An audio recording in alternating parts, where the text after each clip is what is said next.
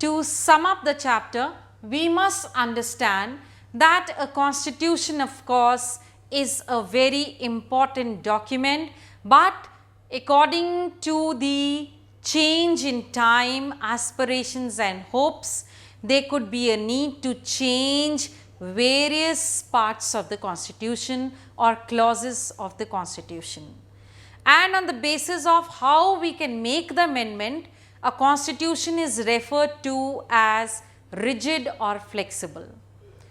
The Indian constitution is neither rigid nor flexible, and for this we have to see that the amendment in the Indian constitution is not so easy as the amendment can be done in Britain, or so difficult as in US.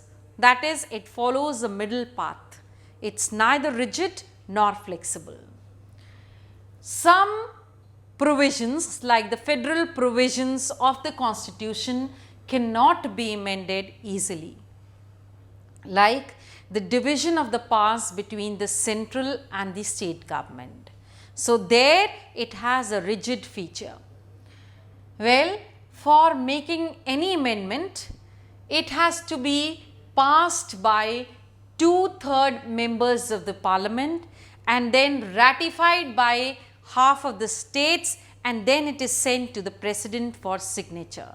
This is the procedure of making amendment in India. So, it is not as easy as in Britain, wherein they just sit down and make any amendment at any point of time, and they say that the British Parliament can make any changes except that they cannot change a man into a woman.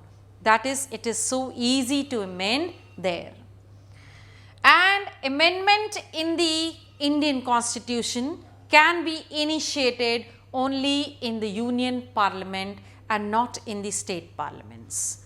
So, by all this we have understood that it is the best kind of the constitution that one can think of, because it is neither rigid nor flexible, it follows a middle path. The constitution was made by the Constituent Assembly, who was well versed in the ideas, hopes, aspirations, the ground realities of India, and they had learnt lot of things from the freedom struggle, and they had a set standard set by the British Parliament, which came in the form of the Government of India Act 1935.